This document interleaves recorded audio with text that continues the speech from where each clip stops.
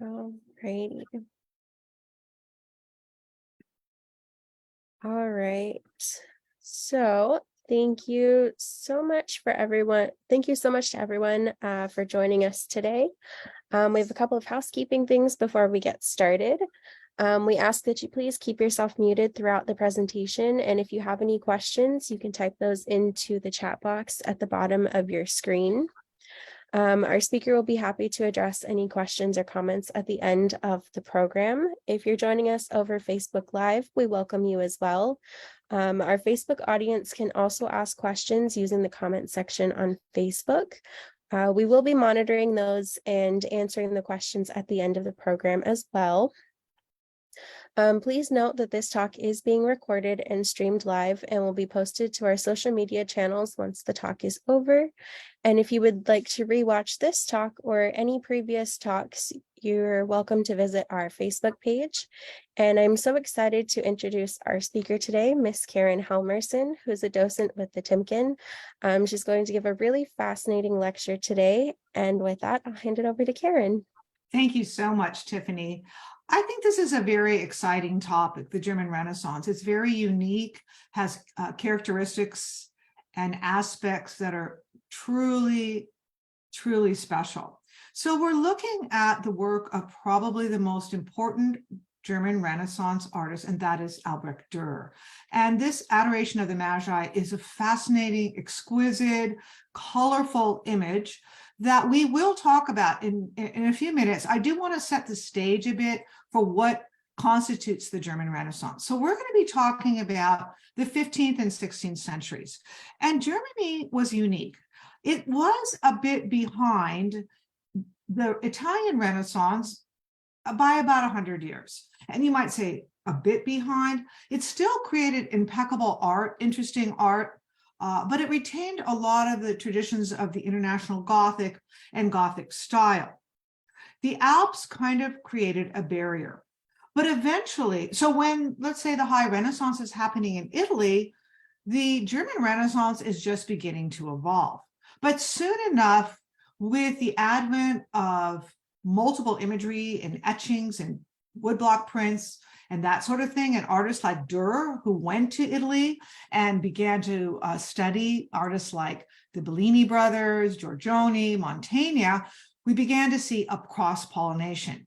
Also, the German Renaissance was still connected a bit to the Northern Renaissance, what was happening in Bruges, for example.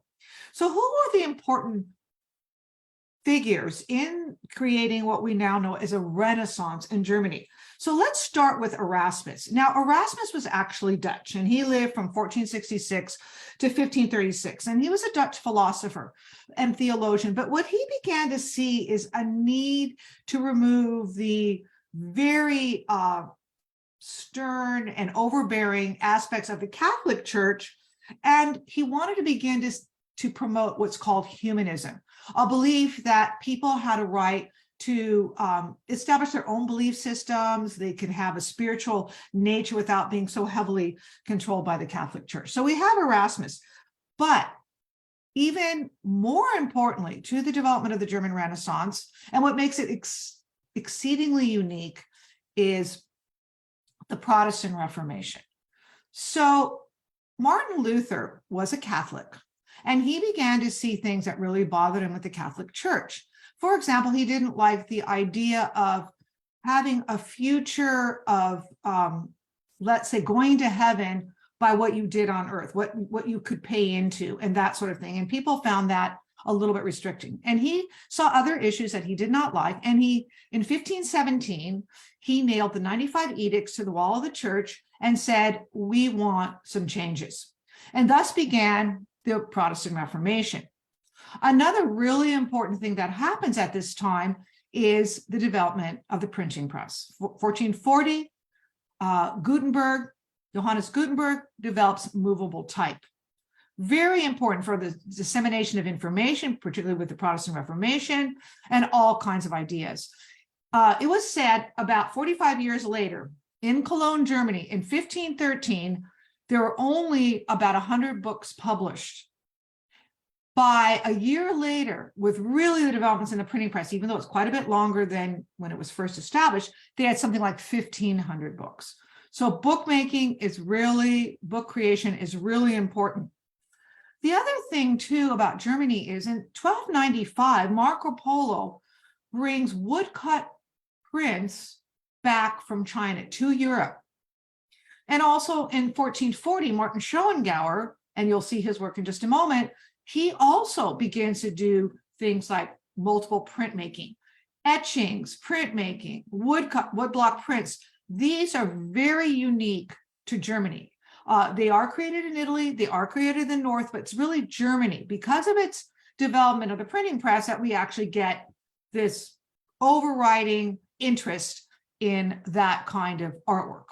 Now, remember, with the advent of the Protestant Reformation, Catholic altarpieces and highly religious art is not as necessary or popular. So during the latter part of the 15th century and the 16th, early part of the 16th century, many German artists began to find unique subject matter, one of them being the landscape. And they were under the auspices of what is called the Danube School, the beautiful countryside that even goes from Nuremberg into what would be today Austria. And this beautiful landscape filled with flora and fauna and castles. You can even see this here in this beautiful Albrecht Dürer, because the landscape is magical. And Dürer was loosely associated with this Danube School. They weren't working together as a collective, but they began to see the landscape as an independent subject. Also, you will begin to see portraiture, a lot of portraiture. You will still see altarpieces. You will see Protestant altarpieces. Then you will also see still some Catholic altarpieces. Now, Dürer loved and was supportive of the Protestant Reformation. He liked the work of John Calvin and Martin Luther, but he also still did some Catholic imageries. Couple more points I'm going to make, and then we'll start really looking at the paintings. Humanism, as I said, Erasmus helped to develop the idea of humanism. And we also have a very strong economy in Germany, particularly in the city of Cologne. But Germany had metallurgy, they had the book printing, they had mining and banking, textiles. So they were a wealthy country, and they could promote their artists. So it wasn't really until the 15th century that German artists became really aware of what is happening in Italy. And Dürer was one of the great proponents, because in about 1494, I believe, he actually went to Venice. So we'll begin by looking at a few more images, and we'll start with Stephen Lochner. Stephen Lochner, who was actually part of what's called the Cologne School. And the Cologne School, again, a loosely formed collective of artists, were some of the earliest known German artists of, quote, the Renaissance. He still carried over some of his ideas that were rather Gothic in nature, or international Gothic in nature. And I will point those aspects out to you. So we're looking at the Dombild altarpiece, the Three Kings altarpiece, and it was originally in a church in, St. Mary's Church in Cologne, but eventually in 1810, it was taken to Cologne Cathedral. And so today, if you were to visit it, you would go to Cologne Cathedral. But at that time, it was in a smaller church, and even Albrecht Dürer, years later, wanted to see this, because this is considered one of the most important works of German art. So I pointed out the Gothic nature. Just look at the carvings at the top of the triptych, the three-paneled altarpiece. They're very Gothic in nature. Also, what is very Gothic in nature is the shallow space that you see here. So Lochner was considered one of the finest artists of the Cologne School. We consider him an old master because he did begin with Gothic art and then go into this early Renaissance. He's known for very sentimental and very beautiful applications of paint. So if we look at this one, this is in, again, earlier on St. Mary and Jerusalem, this altarpiece, the Three Kings, we see the Three Kings surrounding the throne of the Madonna. She sits on a beautiful, elaborate throne. There's reliquaries offered to her. She has an exquisite colored gown. We have angels in flight surrounding her. And on the right, we have Saint Gereon, who was a 14th century martyr. He was a military leader, but he was also martyred for his faith. And then on the left, we have Saint Ursula, and she stands with 11,000, metaphorically here or symbolically, 11,000 women, and 11,000 ladies were martyred with her. So Saint Jerome and Saint Ursula were the patron saint of the city of Cologne. At the feet of the Madonna and some of these saints and apostles who surround her are beautiful landscape, and it almost looks like a carpet. We call it a paradisical landscape. It relates to paradise. But this exquisite landscape really sort of begins the genesis of what we would today call the German Renaissance. We'll go to see one more of his work, so you can kind of get an idea of a little bit more of his Gothic connection. So Madonna of the Rose Bower. This is really a beautiful small painting, and it does hearken to manuscript illumination. If you look at the date, 1448, it's done about 8 years after the advent of the printing press, and so books are still many times handmade. The North was known for its manuscript illumination. I think it was about 2 months ago that I did a talk on that very topic. But the little baby Jesus holds a tiny little apple, and that apple is a reference to the new Adam. Then we see white and red roses, and that signifies red, the passion of Christ, and the white, the purity of the Virgin Mary. The little angels at her feet are also musical, and they offer her treats, apples, and other things, and they share a prayer with her. They also hold back exquisite drapery. The angels hold the drapery back as we are witness to the scene. And above, at the top of her crown, this beautiful crown, we see God, the Pantocrator, and the white dove of the Holy Ghost. So God is watching over, but it's very Gothic. There's a shallow space, there's rich, rich color, and these artists were influenced by Netherlandish artists like Jan van Eyck, for example. The Virgin also has a very large circular pendant, and if you could look closely, you would see that the pendant is a seated figure with a unicorn. And the unicorn references it sort of references Jesus, and it means that only the Virgin can capture the spiritual essence of Christ. So there's a lot of imagery here, a lot of symbolism, but you can see it's beautifully detailed and very reminiscent of a manuscript. So we'll move on to the work of Martin Schongauer. Martin Schongauer was more of a graphic artist, printmaking, and so forth. But because he was a graphic artist, meaning multiple images could be produced, his work was spread throughout Spain, France, England. So a lot of people began to see some of these German artists. He was a great influence on Roger van der Weyden, the very, very important Netherlandish painting. And his family was very prominent in the city of Colmar. Now, Colmar is Alsatian, and at one time it was the provenance of the Holy Roman Empire, and then today it is France. But at that time, it did retain its German characteristics. So he perfected the art of engraving. He was also involved with the making of goldsmiths,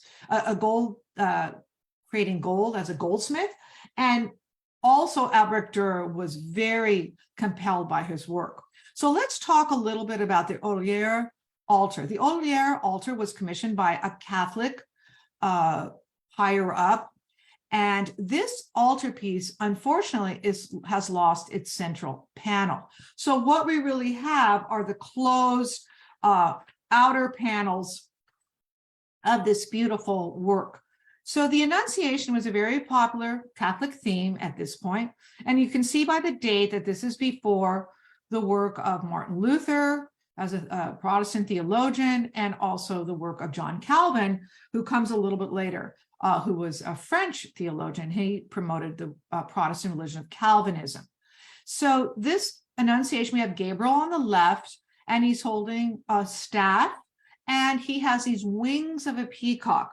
And the wings of a peacock, of course, relate to Jesus and resurrection. And then we have this exquisite Madonna in a contrapposto pose with a light white lily of her purity. And then we have this gorgeous cloth that is spread across the two panels. And lastly, we have the Holy Ghost as he flies toward the Virgin Mary, and God again with the orb, the crystal globe, and the cross, which is related to Jesus, Salvator Mundi, Savior of the world. So we are going to go on because we have many artists to talk about, and we will go on to Hans Holbein, but just quickly, I would like to have you see something a little different, another religious image. This is the Adoration of the Shepherds, but it's very unique. German art is very unique. You don't see the use of high contrast art, high contrast light, as you see in many Northern artists and Italian artists. You see a very shallow space. We don't have that depth of perspective here, but we have this landscape, and the landscape is exquisite. And as I mentioned, this is a relationship to what was happening with the Danube School and just the inspiration of the landscape that was surrounding the countryside in Germany and all the beautiful architecture, as I mentioned, castles and cathedrals and palaces. But here we have a very humble scene, and we have a young Virgin Mary, and she kneels toward the infant Jesus. Now, what's kind of interesting is that you do not see any remnant of birth. You do not see the umbilical cord. It just seems like this immaculate birth has occurred. So Mary is completely unruffled. She leans before the baby Jesus, and behind her is Joseph. And Joseph is very much older than Mary, and you can definitely see that emphasized in this particular painting. The space is incredibly shallow. The animals appear almost to be right next to, almost on top of the baby Jesus, and the shepherds crowd the space kneeling, but they're very humble. Much later on, the work of Peter Bruegel's son, Peter Bruegel the Younger, was very much influenced by this depiction of the Adoration of the Shepherds, because it showed a more humble class of people, shepherds who would be very part of the landscape. Now, we are going to look at one of my favorite artists of this time, and that would be Hans Memling. Now, you might wonder why I added a Memling to this talk, because in essence, while Memling was German, he was part of the German school, he also did work for a long time in Bruges, and he actually died there. But because of his influence on Netherlandish painting and sort of this cross-pollination into German painting, and because he's such a magnificent artist, I did want to include him. Luckily, if you want to take a rather short trip and to a very magnificent museum, and I mention it quite frequently, is the Norton Simon in Pasadena, because there you will see this incredible small portrait of Jesus. And I talk about the Norton Simon a lot because, like the Timken, every work of art is really stellar. It just has first-rate art. So it reminds me quite a bit of the Timken. It's a little bit larger, and there's more 20th century, of course, but some of these Renaissance and Baroque works are, non-parallel, just exquisite. So his painting techniques definitely brought to mind the work of some of the Netherlandish artists like Roger van der Weyden and Jan van Eyck, that jewel-like tone. Because remember, Jan van Eyck was the one who promoted the use of oil painting. He did not invent it, but he definitely increased its use by really developing techniques that made it even more beautiful and readily available. So we have Christ, and he looks at us directly at us. His hand is on the ledge. He holds his fingers in benediction, and he makes Christ look very human, a very human depiction. And the soft tonality of skin and the monochromatic background, it's just amazing. It's magical, and it's very small. So it will take you aback a bit, because it's a very small portrait of Jesus, but impeccable. One thing you do not see in this exquisite portrait is you do not see attributes. Of course, attributes are objects that let you know something, pardon me, something about the figure. So often you would have Salvator Mundi, as I mentioned earlier, Savior of the world, with a crystal orb and a crucifix or a cross. There are no attributes here, but we do know by looking at this face, this humble face, that we are looking at an exquisite rendition of by Memling. Now, if you want to see some of Memling's work, he died in the St. John's Hospital in Bruges. St. John's Hospital, you can visit. It is a museum and church. It comes from the 12th century, built in the 12th century, and it became the most important hospital in that part of Northern Europe, in Bruges.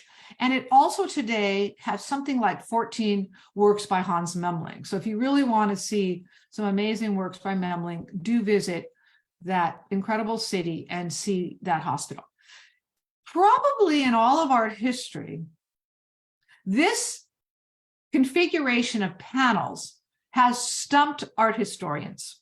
What is the meaning of this earthly vanity and divine salvation?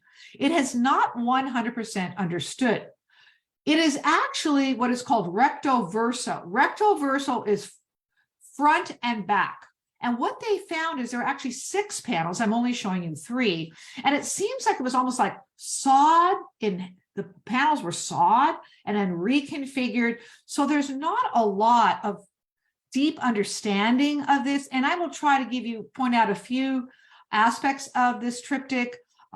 It stumps me, stumps many art historians, but we'll talk a little bit about it. So on the left, we see a skeletal figure representing a memento mori, a memento of death. And of course, the ubiquitous memento of death is the skull. And I'm hoping that you can see where my cursor is on the bottom left of my screen. And there's a skull and bones. And of course, those are mementos of death. And then we have the skeletal figure with the genitalia showing, which is a little bit unique because in the North at this time, in the later part of the 15th century, there's still a lot of modesty, but we do have genitalia shown. And then we have this slit in his stomach, and we wonder what will be exposed. So we have a memento mori, and then in the central panel, we have a lovely maiden, and she's staring at her face. And so that relates to vanity, very wrapped up in our own imagery. But we have this oddly colored landscape, which has a small rustic house and some figures, maybe farmers. And then we have animals, greyhounds, which tend to be more of the upper class animals for hunting. So perhaps she was upper class with her long hair and her beautiful headdress. That probably indicates that, and the fact that she had this beautiful mirror. The panel on the right is even more disturbing because we have Satan portrayed, and again in these rather odd colors. It's not that deep resonant color that you saw with the early Memling. Like, I will just go back for momentarily to just show you, look at these deep Netherlandish colors, but here we have almost a saturated color. excuse me, not saturated, but I would say more diffuse color. Saturated would be typical of the previous image I showed you. But here we have Satan, and he's standing over this fire of hell and damnation, and he dances with his claw-like feet, and he actually has his own portrait here in the stomach. So very odd, very odd. And when we look at and think about hell and damnation, we also have to think about the plague, because the plague is rampant throughout Europe at this time, and it comes back. It's not just a one and done situation, it comes back. So, excuse me, I'm going to now move on to the work of the greatest German Renaissance artist, and that would be Albrecht Dürer. We are looking at a self-portrait when he was very young. At this time, he was 27. He had already gone to Venice, first time when he was 21. He spent approximately, I believe it was 6 years in Venice at 2 different trips. He also traveled to the Netherlandish region. And everybody knew about Dürer because he did beautiful drawings, paintings, very prolific, and printmaking, and wood blocks and woodcuts and graphic imagery, that the graphic arts that would be able to be disseminated. So he was a draftsman, a painter, a writer. He wrote books on everything from mathematics to proportion in the human body. He was born in Nuremberg, where he would go back and forth to work. His father was a very important goldsmith, and actually Dürer did use some of the techniques he learned. He trained with a man named Michael Wohlgemuth, and he was, as I said, a great traveler. He did a series of woodcuts, the Apocalypse series, for example, very famous. He was a prolific artist, amazing portrait painter. He worked for the Holy Roman Emperors Charles V and Maximilian I. I'll tell you just a little bit about Maximilian. Maximilian I, who was a Holy Roman Emperor from about 1508 to 1519, he was rather accepting of the Protestant Reformation, believe it or not. He did not condemn so much these new reformers. And as I mentioned earlier, Albrecht Dürer was a supporter of the Reformation and very interested in the work of these reformers. And of course, Martin Luther being the most important one. And so we will see that he revolutionized printmaking, he revolutionized perspective, but he was not an Italian. And so his work is very close to the sensibility of the North rather than Italy, even though he was influenced, as I say, by these great Venetian artists like Giorgione, the Bellini brothers, later Mantegna, and he brought this kind of cross-pollination. So let's talk more specifically. I love his portraits. He was a very prolific portrait painter. This was done, as I said, he was about 27. He had returned from Venice, and you see him before an open window. And I just love this beautiful landscape through the open window. He was connected to the Danube School loosely. And what you have is a snow-capped mountain, quite remarkable, and this low alpine lake, and this remarkable sky. He, in his portraiture, this 3/4 portrait, wears a cap that actually almost hits the top of the room in which he is seated. It's an arch. And he has a uniquely striped cap that is replicated design on the sleeve. And it's a very rich garment, meaning this was not the garment of an everyday person. This was of someone more upper class. And here we think that Dürer is kind of suggesting, well, you know, I've been pretty successful and I want to continue that. And he's very confident, excuse me. He has this beautiful androgynous curls under the cap and a very tightly woven latch for his cloak. But look at the gloves. Dürer studied the human anatomy, very interested in human anatomy, and he loved to portray hands. And it's unusual that he would cover the hands in the gloves of a higher born person, but you can still see how he created the musculature in the hands. And remember, I've told you this, ubiquitous comment, but I want to mention it, how hard it is for artists to paint hands successfully. And then faces are second, but the hands are the most difficult. He does it in a remarkable manner. The other thing I want to point out before we move on is this very cool, I say cool, it's not very professional, but this very cool signature. And his signature was a very strong A with the Dürer D underneath. So that you can always tell a work by Albrecht Dürer because of that wonderful signature. So we'll move on to the painting I showed you in the beginning. Sorry, there we go. And this is the Adoration of the Magi.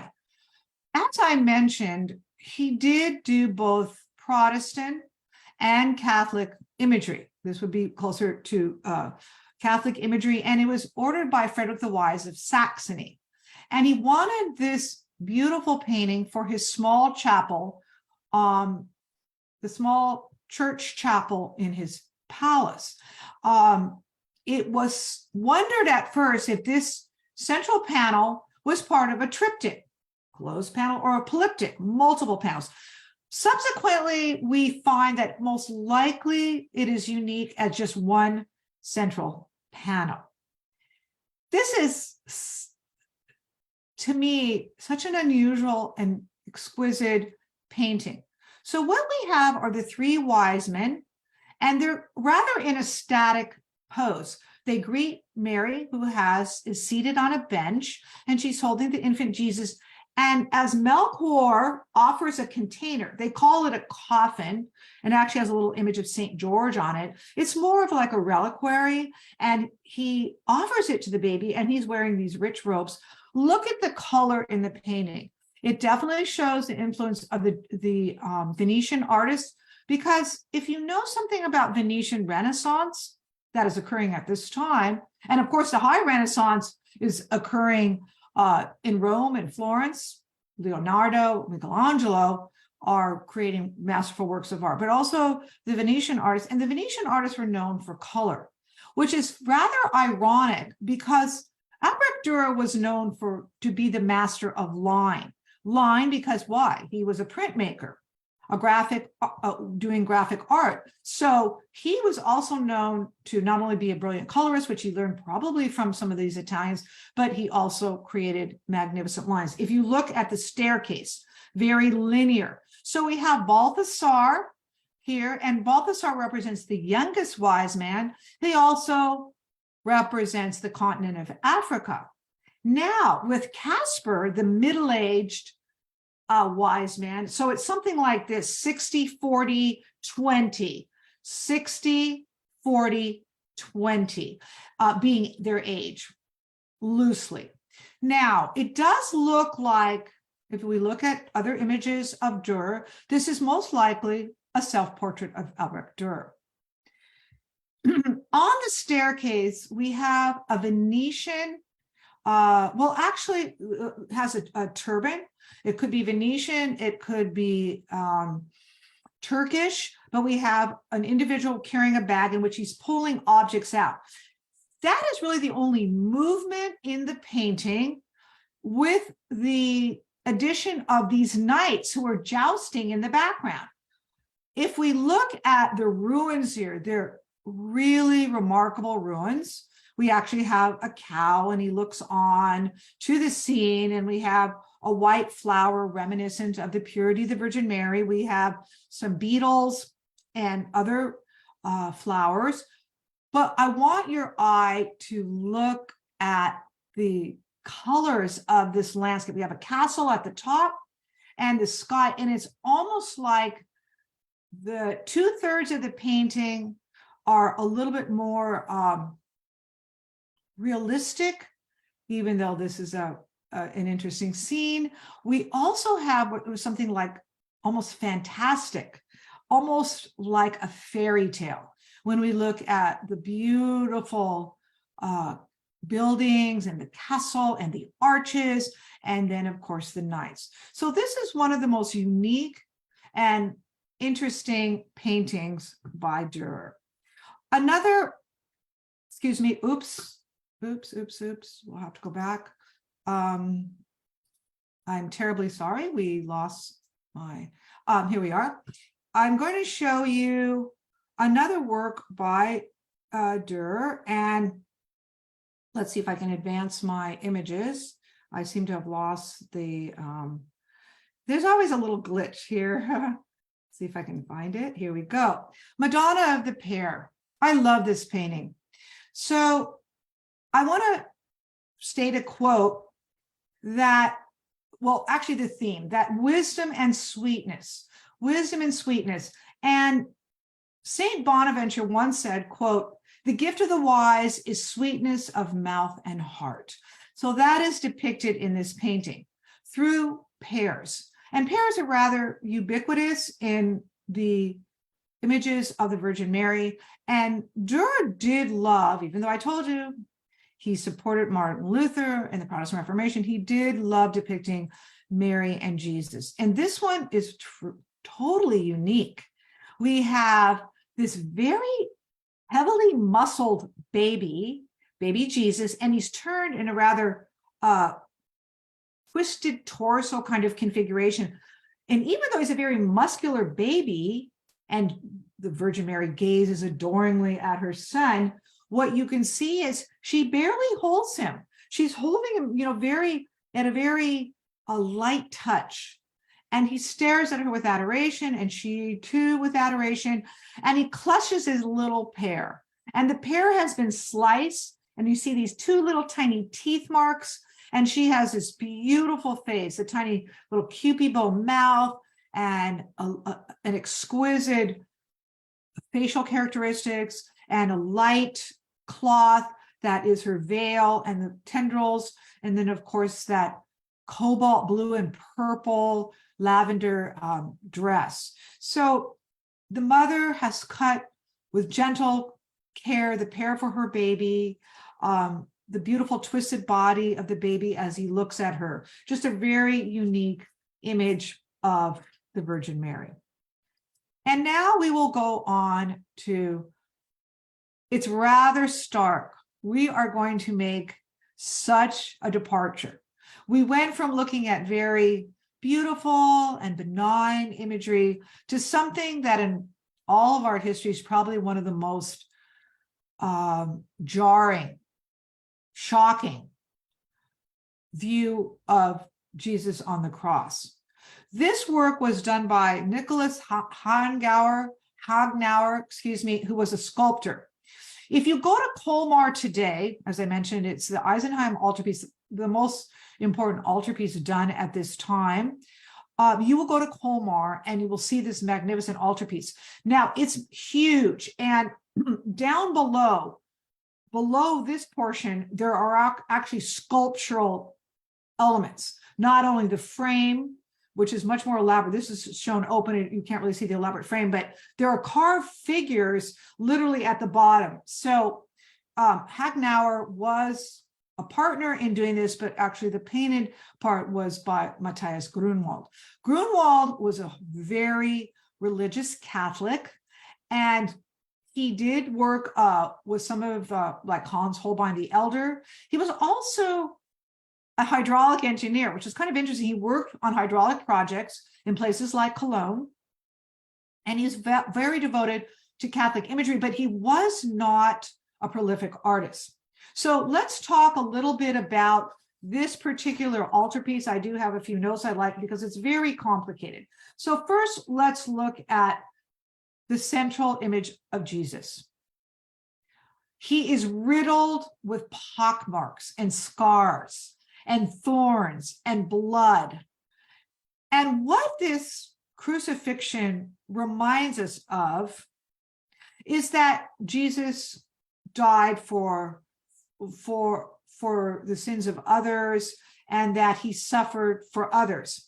And so it was made for originally it was made for a painted monastery of the Antonine monks. And the Antonine monks who worked in this monastery helped people with these hideous afflictions, things like leprosy, plague, sores that came from other diseases. And you're looking at something that's almost shocking in its sort of gruesome nature. Below, we have the blood as it drips down along the bars of the, sort of like a platform, and there's blood, and Mary's beseeching, God and praying to Jesus. And she's held on the left, right here behind her, by Saint John the Apostle Saint John, and then on the right, Saint John the Baptist. And he holds a book and he gestures, and then he has his ubiquitous lamb. And on the left, after we see this, horrible suffering, right here we have Sebastian, Saint Sebastian, and he is pierced with arrows. That is his martyrdom. And then on the right, we have Saint Anthony Abbot. So we have religious figures. He stands on what seems to be like a platform. We have a stained glass window in the back, and we just have this horrendous suffering, horrific agony. And then we have, of course, the supine Jesus as he's brought down from the cross and dying with holes and blood. And it's really, really unique, and probably one of the most magnificent altarpieces ever made. It's considered the preeminent altarpiece of this time period. I do want to show you something a little bit different, also done by Mathias Grunewald, and that is the mocking of Christ. If you look at this, you might think about the work of some of the Netherlandish painting, like Peter Bruegel the Younger, who did a lot of peasants, as did his father. But if you look at this mocking of Christ, we have, he was influenced by this painting. So I hope I didn't confuse you. The Bruegels were influenced by this painting, not the other way around. This is, of course, earlier Renaissance. But look at the mocking of Christ. So the light is stark. It's almost like we have a spotlight on the figures. We have these hideous sort of peasants, and they're torturing Christ. And here we have one pulling his hair. They're taunting him. They're mocking him. They're pulling very tightly on a rope that's going to lead him away. We have this ironic and kind of hideous creature who bangs the drum. And because of all this stark, piled on figures, it makes it feel very scary, very hideous, and also a very tense. There's this tense movement. Look at all the details, but the space is very crowded. As you notice, and I forgot to mention this, most of the artists were working on panel. It really isn't until the 16th, well into the 16th century, that we begin to see the use of canvas. And that's more predominantly in places like Italy, Venice, to be precise. Because we have many artists to talk about, I want to, of course, we'll go back, operator error, as it were, and we'll go into advancing this if I can. Here we go. No. All right. So we'll go to Wolf Huber, and Wolf Huber was an Austrian painter, and he too was connected very closely with the Danube School. He was an architect. He was a printmaker. We think that he visited Italy because there's a lot of inspiration of Italian artists in this work. He was a court painter to the Duke of Bavaria, very much influenced by the work of Albrecht Dürer. You can see it's a little bit later. And some of his work is also rather like the Mannerist art. Now, remember, Mannerism occurs in Italy. If you look at the later work of Michelangelo, Pontormo, Parmigianino, they begin to elongate the forms, and it's less classical. Here, Christ taking leave of his mother is rather unique. This landscape, this Danube landscape, is otherworldly. It has a sort of a mystic quality to it. And then we have something kind of weird. We have Jesus on my right, so I say the right of my screen, and there's just a hand. All you see is a hand of Jesus and then a foot. So it's probably most likely that there was another portion of the panel that was cut. Now we have four Marys: Mary Salome, Mary Magdalene, Mary Cleophas, and I forgot the last one. It escapes me. Four Marys holding Mary, his mother, because she's begging him, please don't go to Jerusalem. Stay, because she knows that he will embark on a journey that will end in his death. And some people call this the first steps of the Passion. So he says farewell to his mother, and it is not, however, a biblical passage. It is not from biblical stories, but we have small figures here. We have this beautiful landscape and this rich, deep color.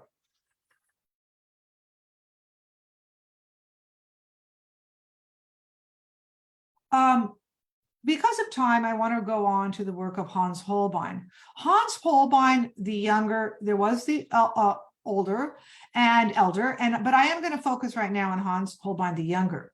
He was an important, amazing portrait painter of the 16th century. He lived in England from 1526 at 8 and then 1532 to 1543. He worked for the Tudor court. He portrayed the nobility. He was taught by his father, did lots of portraits of the British aristocracy, but he was also instrumental in the guiding of the Protestant Reformation. He did paintings of Martin Luther. This one, however, is not Protestant. It happens to be Catholic. How do we know that? Because this altarpiece this panel was commissioned by a Catholic family, highly Catholic family. In fact, they were very anti-Protestant. Here we have a scalloped shell, and the scalloped shell relates to Crusaders. On the left, we have the father who commissioned the panel, Darmstadt panel, and he looks up in adoration of the Madonna, who's in a red and blue robes, holding the baby Jesus. She has the crown, Queen of the universe, Queen of heaven, and there's two little boys. Sadly, the story is that the little boys perished. And so he's not only honoring the Virgin Mary, but his sons who died. He has his daughter here on the right, and then we have a deceased wife, and then his current wife, and this magnificent sculptural form here. I'm going to go on just because we do have a time constraint, and I want to make sure I show this, one of the most important double portraits ever done, and this is the Ambassadors from 1533. It's now in the National Gallery, and this is a portrait of a French ambassador, and we also have a bishop, and he represents the Catholic religion, but we also have books written by Martin Luther. And one thing I forgot to mention is Martin Luther, not only was he important in changing some religious ideas and promoting the Protestant Reformation, he also unified the German language, because before his time, the German language was a very sporadically evolving linguistic concept. And in some parts of Germany, they were adopting aspects of the Dutch language. But because of his writings and his important dissemination of information through printmaking, we actually have a unified language. So there are some open books that relate to the Protestant Reformation, and then we have a Catholic bishop. We have magnificent textiles, and we have a highly decorative floor, and we have all kinds of, we have sundials and celestial globes, and we also have terrestrial globes. Now down on the second tier, the first tier, we have a terrestrial globe of the earth, but then we have studying the stars and planets. We have astrolabes, we have sundials, all manner of quadrants for exploration, because this is a time of exploration. However, he's also remarking on the levels of our experience. This is done during the Tudor time, and we think that maybe Anne Boleyn might have commissioned this painting to give to the ambassador Jean de Dinteville on the left, and then of course this bishop. And so we have this three kind of levels. We have earth, represented here by the broken string lute and the terrestrial globe, but above we have celestial leanings, the heavens.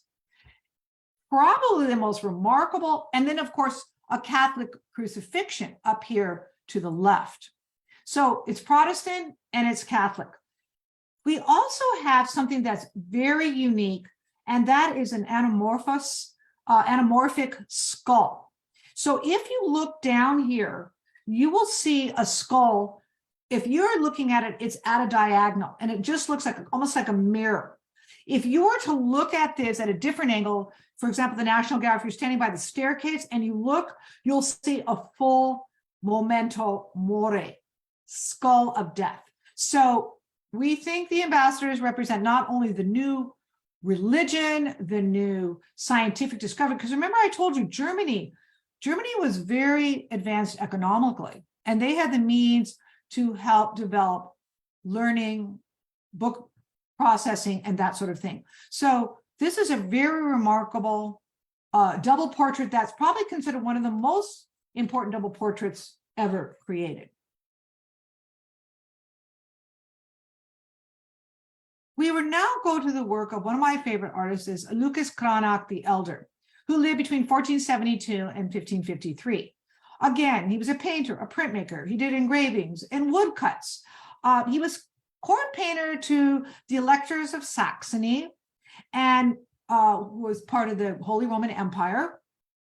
He painted for the princes and the leaders of the Protestant Reformation, portraits of Cranach, of Martin Luther. In fact, he was the godfather to one of Luther's sons. He was the best man at his wedding, super close. But he also painted not only religious themes, but a lot of portraits that were very unique, and mythological paintings, paintings of nudes, which are kind of unique. But he did still do Catholic subjects to some degree, but he was a Protestant. This portrait of a young woman, she's about 20 years old. It could be Luther's wife. They use this face in many of her portraits. And look to this remarkable Danube landscape with the waters and the castles, and you see it from the open window. But you also see this remarkable manner of dress. She has this very complicated roped twine necklace and this very jaunty cap, and she wears lots of rings and very elaborate costume. Now, if we look at a religious painting, I am just going to really briefly show you this, and then we're going to go on to one more portrait. This is Lucas Cranach the Elder. His son did take over his work. He didn't work for quite the highest born levels of society, but he did work for the aristocracy. He carried on his father's workshop. But this is Lucas Cranach, and I want to just make a comparison. This is two images, two diptychs, two panels of Adam and Eve. And what's really unique about this, both of them, is neither have taken a bite of the apple. She has not taken a bite of the apple, but she covers her in modesty, and that is not accurate. She only covers herself in modesty after she bites the apple. So that's kind of unique. So these biblical ancestors before the tree of knowledge, with the snake swooping down, looking at her, and she's beautifully cast. There's not a lot of musculature in the back, in the body. We have this very high contrast darkness and the light that falls on the body. So these are two versions. The latter one is at the Norton Simon. Again, is another reason to visit the Norton Simon. They also have one of the most important Zerberons. It was a still life. just have a moment to suggest something here. The Cranach on the right, the Norton Simon, is rather complicated in its history. Because if you look at the provenance, it was actually owned by a German family, Jewish family, and it was taken from them. And it was later purchased down the line, at the very end of the line, by the Norton Simon Museum. And it has been in a lot of legal controversy trying to get the paintings back to its original owner. They have not, at this point, been successful. But there's not a lot of musculature in these figures, but they are quite beautiful. So I think I have time for one more quick painting. We're going to lose out on just a couple artists, but here we have Judith with the head of Holofernes. So Judith, this comes from the book of Judith, and she holds Holofernes, who is a general of Nebuchadnezzar. She wants to stop this Assyrian general and his retinue from coming in and looting and killing. And so she, when he's drunk, sneaks in his tent, cuts off his head. What's so remarkable about this painting is it's so non-violent. I mean, if you look at the head, you see the neck with the blood and the musculature, but she's very clean. There's no blood on her hands. She holds the sword that she's beheaded him with. She too has that beautiful face.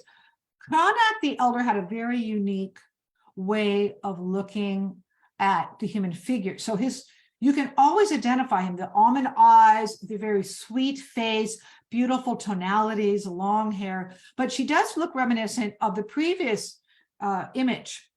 And I'll just go back here. Very reminiscent of the previous portrait.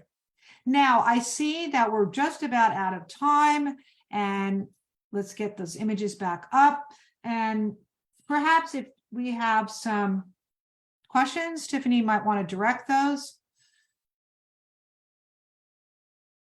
Any questions, Tiffany?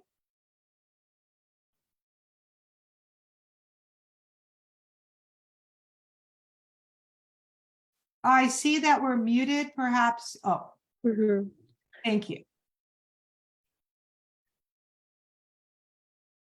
So it doesn't look like we have any questions. If we do, though, please feel free to unmute yourself or put them in the chat. And thank you, Karen, for this wonderful talk. Oh, you're most welcome. In fact, while we're waiting, I wanted to just show you the work of Lucas Cranach, the younger. But we'll just look at this. This is the Garden of Eden.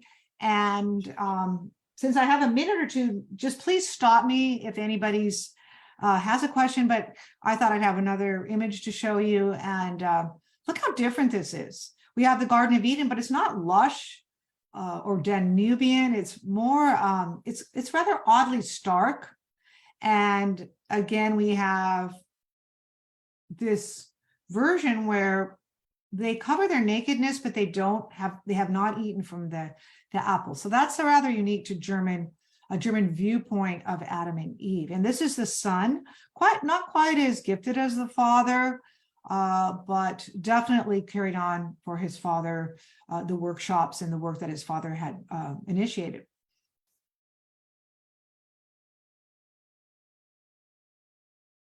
This looks like we have a question from Erica asking, are there any of Cranach the Elder's paintings on view at the Timken or anywhere near San Diego? Oh, that's really a wonderful question. Yes, this one, not at the Timken, unfortunately, but the Lucas Cranach the Elder, the one on the right, that comes from the Norton Simon in Pasadena. And I would recommend that you, if you do, also the Hans Memling. Let me show you. This is one of my favorite paintings. And this Memling is also in the Norton Simon Museum in Pasadena. Definitely, if you haven't been there for a while, it is really, really stellar museum. And they have, for some of you, I'll put it in a little plug. My next lecture on this Thursday is the Thursday lecture series, that is, for my portion of it. I will be talking about French painting, from the neoclassical to the French Impressionists. They have a huge collection at the Norton Summit also of Impressionist painting and post-Impressionist painting. So it's well worth a trip.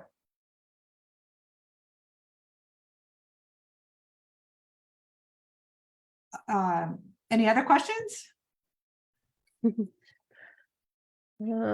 So it looks like that is all of the questions from the chat. And I think with that, we'll go ahead and start wrapping things up. Thank you again, Karen. This talk was so fascinating, and I look forward to the next one on, so if you guys have any questions or would like to know more about upcoming events, you're welcome to check out our events page on our website. Thank you again for joining us today, and we hope that you'll join us for our next talk, which is coming up Thursday, March 30th at 11, and that one will be on art of the Catholic Reformation. So thanks again, and have a great rest of your day. Bye, everyone. Everybody.